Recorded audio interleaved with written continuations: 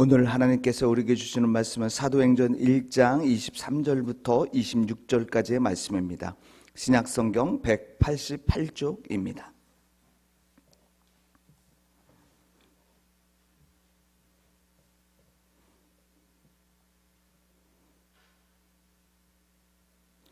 사도행전 1장 23절부터 26절까지의 말씀, 하나님의 말씀 제가 봉독하겠습니다.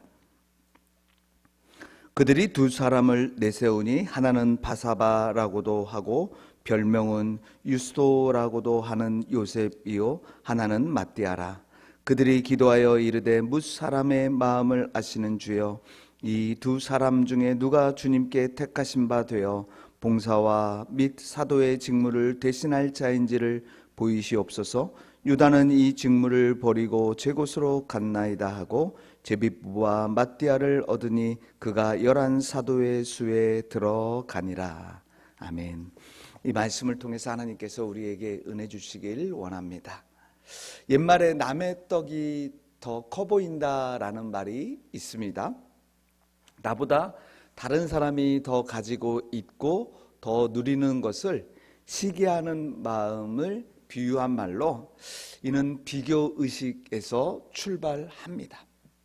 하지만 우리 각자 자신에게 주어진 것에 우리가 만족하고 감사하며 살아갈 때 하나님은 그 삶을 기억하시며 행복하게 인도해 주심을 믿으시길 바랍니다.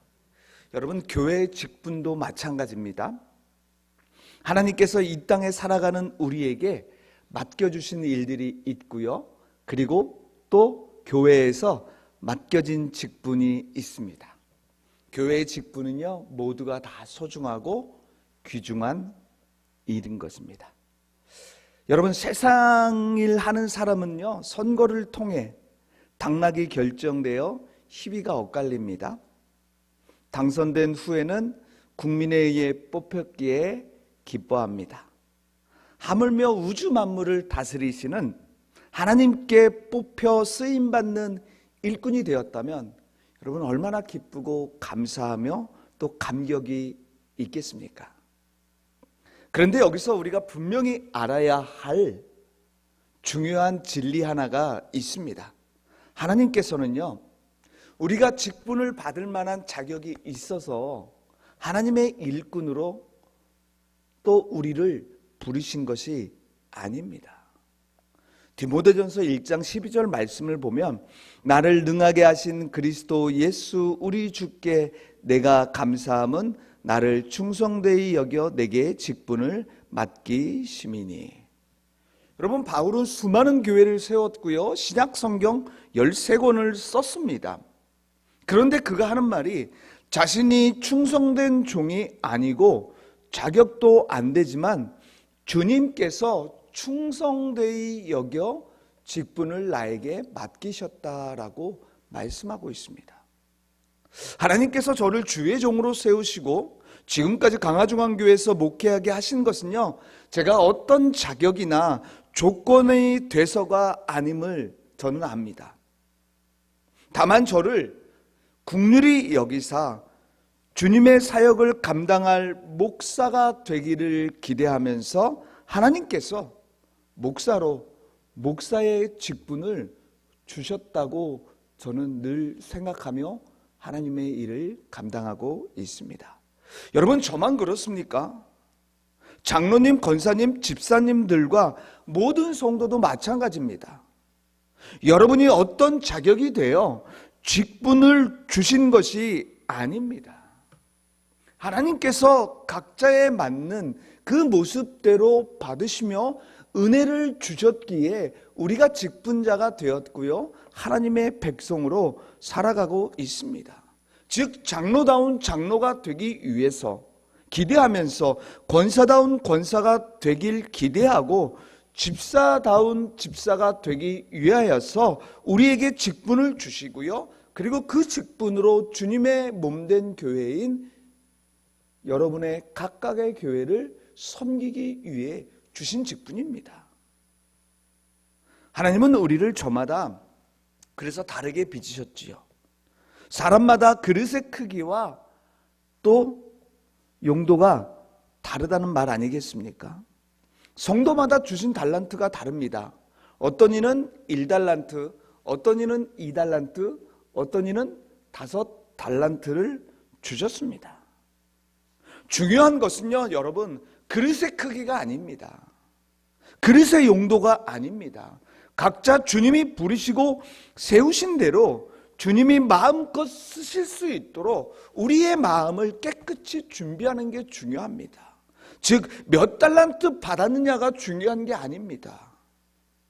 내게 주신 달란트를 최선을 다해 충성할 때 하나님은요, 1달란트, 2달란트, 5달란트 해서 많은 것을 남긴 사람들 구별하지 않습니다. 똑같이 축복해 주시고요, 똑같이 은혜에 칭찬해 주시는 분이십니다. 여러분, 사도행전을 시작할 때 우리가 예수님은 부활하신 후 40일 동안 이 땅에서 하나님 나라를 다시 전파하시며 승천하셨습니다. 그 승천하신 곳이 감람산입니다. 제자들이 예수님이 승천하심을 지켜보았고 이제 감람산에서 승천하신 예수님을 보고 난 후 그들은 예루살렘의 한 곳에 모였습니다. 그때 제자들과 주님을 따랐던 연인들, 그리고 예수님의 어머니 마리아와 그리고 예수님의 동생들도 함께 있었습니다. 이렇게 모인 것에 대해 듣고 사람들이 여기저기서 모여들기 시작하고 결국에 마가의 다락방에 120명의 성도가 모였습니다. 우리는 이들이 한 곳에 모인 이유가 예수님의 말씀에 순종하기 위함임을 잘 알고 있습니다. 예수님은 이미 마가의 다락방에 모인 이들에게 성령을 부어주어 성령 체험의 출발점이 되게 하시겠다라고 사도행전 1장 4절에서 말씀하셨지요.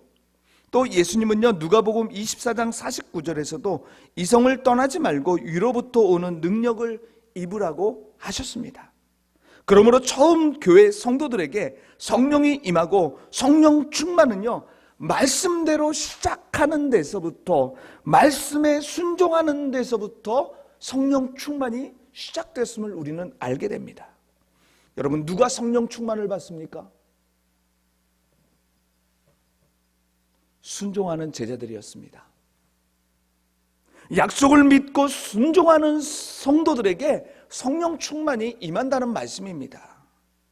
그럼 120명의 성도가 다락방에서 말씀에 순종하며 한 일이 무엇입니까? 사도행전 1장 14절 뒤를 보면 마음을 같이하여 오로지 기도하는 일에 힘썼다라고 말씀합니다. 다른 말로 기도함으로 오직 하나님께 집중했다는 말씀입니다.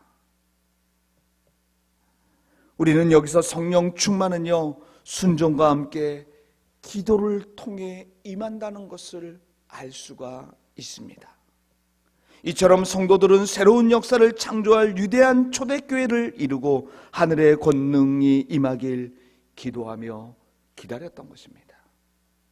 그렇다면 초대교회 성도들이 하나님께 집중하며 기다리며 기도했을 때 여러분, 어떤 일이 일어났습니까? 예수님은 이미 요한복음 14장 14절에서도 내 이름으로 무엇이든지 내게 구하면 내가 행하리라고 말씀해 주셨습니다. 초대교회 성도들은 다락방에 모여 성령 강림을 바라며 하나님께 집중하여 기도했던 것입니다. 그랬을 때 우리가 알고 있듯이 그들의 기도에 응답이 있는 것을 압니다. 그런데 가끔 성도들 중에는요, 기도하면서 내가 기도한다고 되겠나 의심합니다. 그런데 분명한 것은요, 여러분, 기도하면 됩니다. 여러분, 믿으십니까? 내가 기도하면요, 하나님은 그 기도에 응답해 주십니다. 우리가 하나님께 집중하면요, 하나님은 우리에게 집중하십니다. 그러기에 우리의 기도가 응답되지 않는 것은 우리가 하나님께 집중하지 않았기 때문입니다. 우리가 다른 곳에 집중했기 때문입니다. 그래서 저는 성도들이 신앙생활하면서 기도의 맛을 알게 해달라고 기도합니다. 예수님은 기도하면 무엇이든지 들어주시겠다고 약속하셨는데도 기도하지 않는 것은요, 기도의 맛을 못 보았기 때문입니다.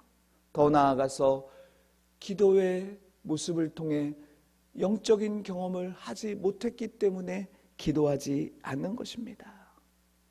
여러분, 기도의 맛을 알면요, 기도하지 말라고 해도 기도합니다. 하나님께 집중하지 말라고 해도요, 집중하게 됩니다. 그러면 기도가 단순히 내 욕심을 이루는 통로가 아니라 하나님의 뜻을 이루는 통로가 됨을 깨닫게 됩니다. 이제 120명의 함께 성령 충만을 위해 기도하는 중에 아직 성령이 임하지는 않았습니다. 그런데 기도하는 중에 사도 베드로가 자리에서 일어나 중요한 제안을 하나 하고 있는 것을 오늘 본문과 앞에서 잠깐 볼 수 있습니다. 베드로는 12제자 중 하나였던 가룟 유다가 예수님을 은 30에 팔고 결국 자살했던 이야기를 어렵게 끄집어냈습니다.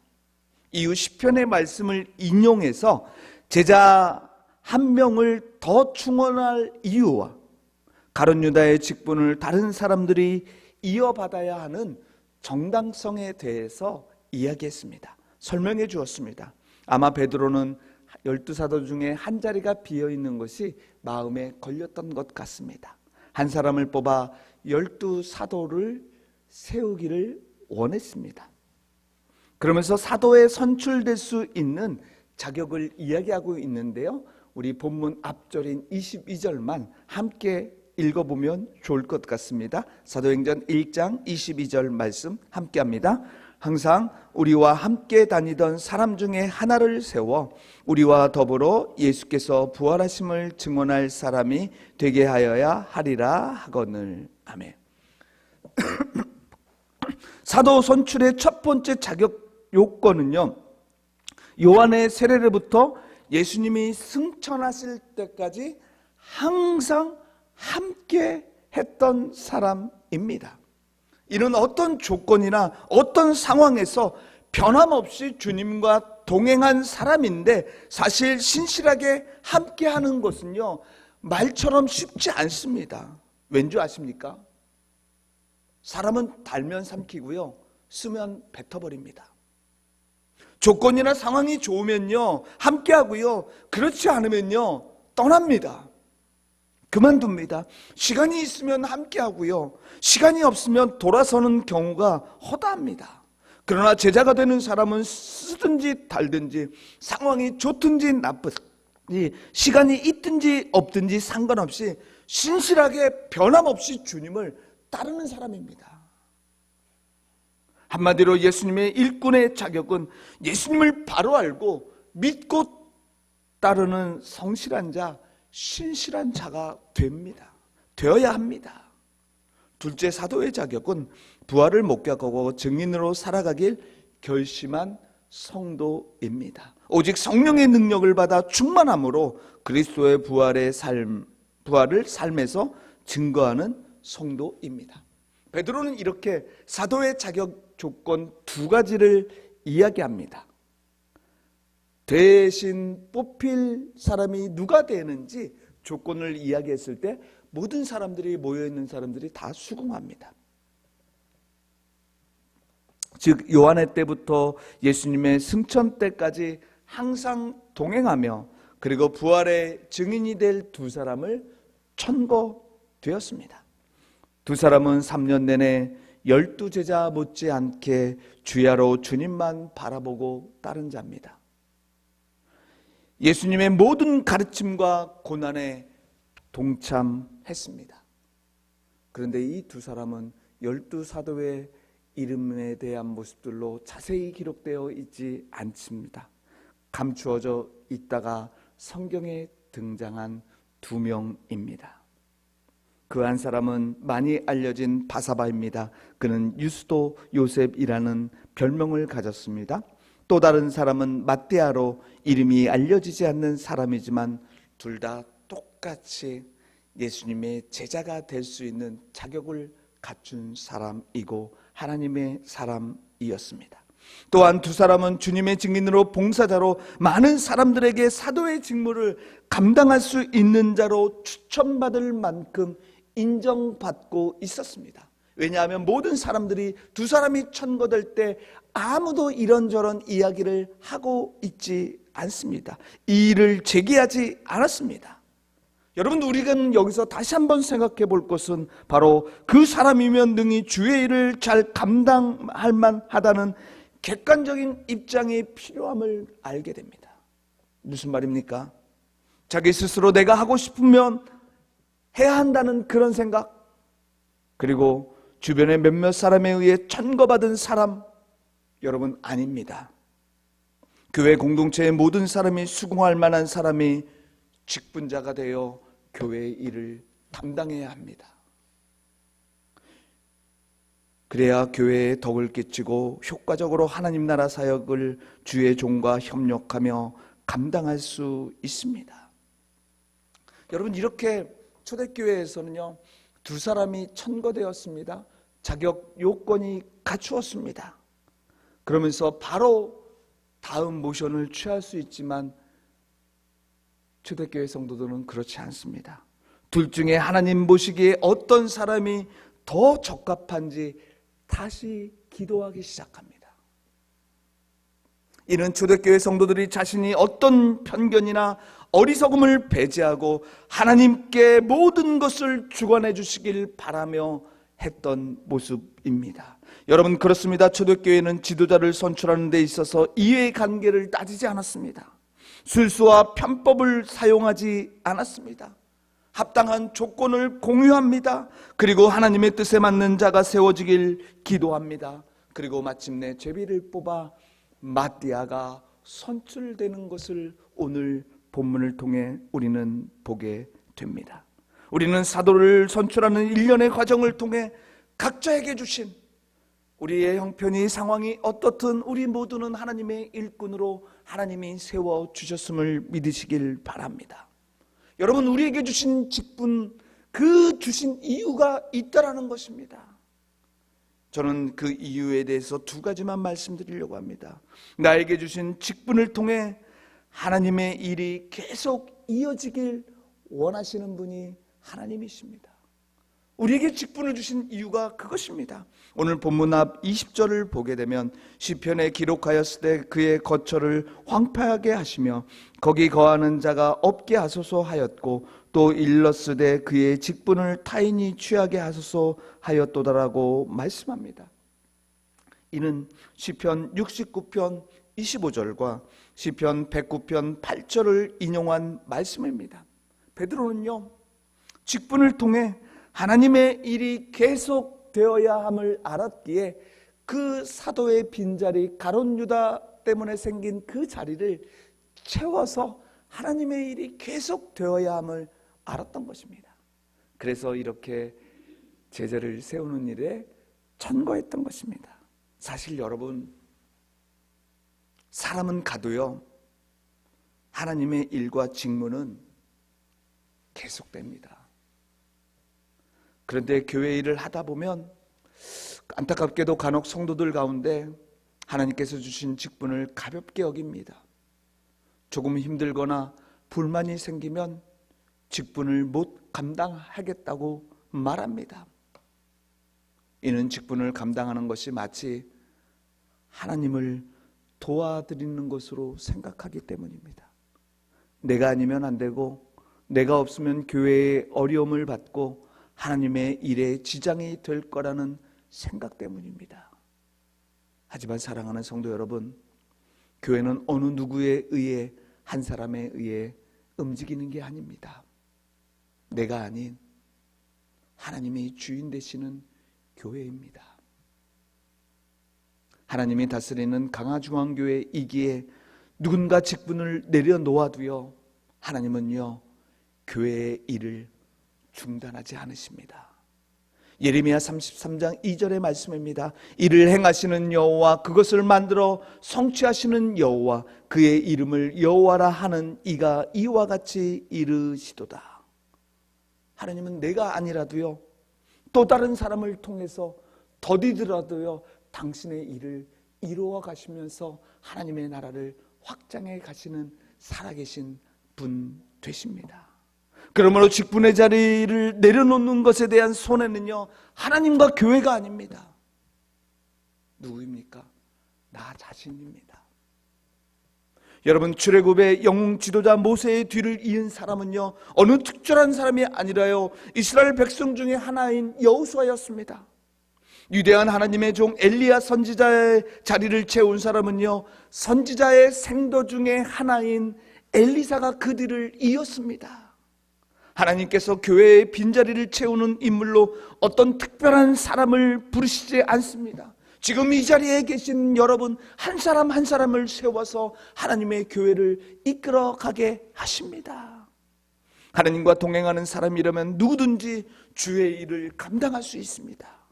이제 중요한 것은 부족한 나에게 귀한 직분을 맡겨주셨음을 알고 주신 직분에 맞는 삶을 함께 살아가도록 세상에 노력하는 저와 여러분이 되길 간절히 원합니다. 하나님께 더욱 충성을 다하여 칭찬받는 종이 함께 되길 원합니다. 그럴 때 하나님께서 우리에게 약속해 주신 그 축복을 받으며 누리며 살아가는 저와 여러분이 될 것입니다. 그 복이 무엇입니까? 그 약속이 무엇입니까? 바울은 디모데후서 4장 7절 8절에서 이렇게 말씀합니다. 나는 선한 싸움을 다 싸우고 달려갈 길을 마치고 믿음을 지켰습니다. 이제는 나를 위하여 의의 면류관이 마련되어 있으므로 의로운 재판장이신 주님께서 그날에 그것을 나에게 주실 것이며 나에게만이 아니라 주님께서 나타나시기를 사모하며 주의 일을 감당하는 사람에게도 주실 것입니다. 의의 면류관, 저와 여러분에게 준비되어 있습니다. 둘째, 나에게 주신 직분을 통해 모든 직분은 하나님께서 주신 것임을 알게 하기 위하여 우리에게 직분을 주신 겁니다. 우리는 직분을 감당할 때 무엇보다 하나님이 나에게 주신 직분임을 잊지 마시길 바랍니다. 그래서 우리의 직분이 귀한 겁니다. 그래서 그 직분에 놀라운 능력이 나타나는 것입니다. 베드로를 비롯한 120명의 성도가 하나님께서 사도를 친히 뽑아주시길 간절히 기도한 후 제비를 뽑아 그 결과 ματ대아가 사역을 감당하게 되었습니다. 여기서 사도로 세울 때 오직 하나님께 모든 선택권을 드리며 하나님의 뜻대로 뽑는 초대교회의 겸손한 모습을 보게 됩니다. 이는 직분을 받는 일이 오직 하나님의 섭리 가운데 있다라는 것을 여러분 잊지 마십시오.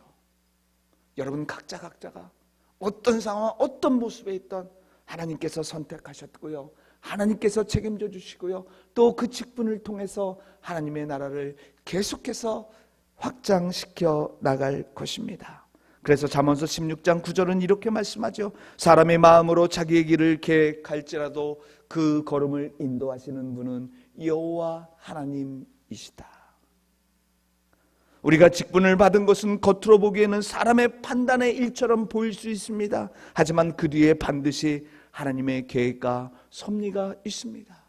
지금 나에게 주는 고난, 어려움, 아픔, 또 그러면서 하나님의 일을 잠시 내려놓았을지라도요, 반드시 하나님께서 회복시키셔서 다시금 여러분 각자를 통해서 하나님의 일을 이루어 가심을 믿으시길 바랍니다.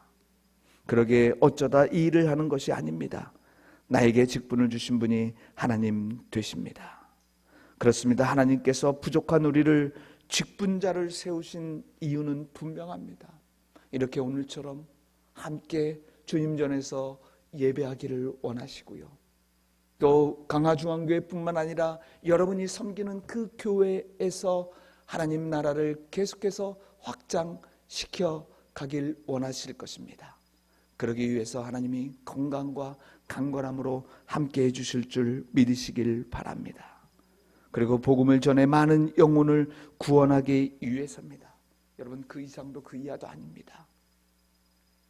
그러기에 주님이 주신 이 사명을 잘 감당하며 살아가는 저와 여러분이 되길 간절히 원합니다. 그런데 가끔요, 주의 일은 직분자만 해야 한다는 생각을 하는 두 분이 계십니다. 여러분, 잘못된 생각인지 아시죠? 주의 일은 어떤 면에서 이름 있는 자보다 무명의 성도가 더 잘할 수 있습니다. 복음 전파하는 일은 사도뿐 아니라 무명의 성도들을 통해 더욱 힘있게 전파되었기에 초대교회의 부흥을 보았습니다. 여러분, 성경을 보게 되면요, 유명한 인물들 나옵니다. 그러나 사실 무명의 신앙인이 더 많이 나옵니다. 예수님의 오병이어의 기적을 일으키게 했던 사람은 누구입니까? 이름 없는 한 소년입니다. 아람의 군대장관 나아만 장군을 엘리사에게 인도했던 사람은 여주인에게 시종든 계집종이었습니다. 여러분, 마태아는요, 성경에 딱 한 번 나옵니다. 무명의 하나님의 사람입니다. 그런데 그가 12 제자에 들어갔습니다. 오늘 이 세상을 변화시키는 것도 무명의 보통 사람들이 훨씬 더 많습니다. 실제로 하나님 나라는 무명의 이름 없는 사람들의 헌신과 수고와 노력을 통해 계속해서 이루어져 가고 있습니다. 또 강화중앙교회도 마찬가지입니다. 사랑하는 성도 여러분, 가룟 유다 대신 마띠아가 사도직을 계승하게 된 과정을 통해 우리는 사람이 포기해도요, 하나님은 그 일을 계속해서 이루어 가심을 알게 되었습니다. 또 세움을 받은 직분자는 정한 자격이 요구됨을 알았고요, 또 그 직분을 주신 분이 하나님 되심도 알았습니다. 이제 우리에게는 귀한 하나님의 나라에 직분을 맡겨주셨음에 여러분, 우리 감사하며 함께하면 어떨까요? 더 나아가서 충성으로 사명을 감당할 때 우리 강화중앙교회와 여러분이 섬기는 교회가 든든히 서가고 이 땅에 하나님 나라가 이루어지는 것을 함께 보며 살아가는 올 한 해가 되길 주님의 이름으로 축복합니다. 아멘. 긍휼과 은혜가 풍성하신 하나님 아버지, 우리 각자와 형편에 따라 주신 직분을 잘 감당할 수 있도록 믿음도 더해 주시고 건강도 더해 주시길 간절히 원합니다. 그래서 각자에게 주신 직분이 하나님께서 주신 직분이고 그 직분을 통해 하나님의 역사가 계속 써내려가려고 원하시는 하나님의 마음을 품고 하나님 나라 주인공으로 우리 모두가 살아가게 하옵소서. 감사드리며 예수님의 이름으로 기도드립니다. 아멘.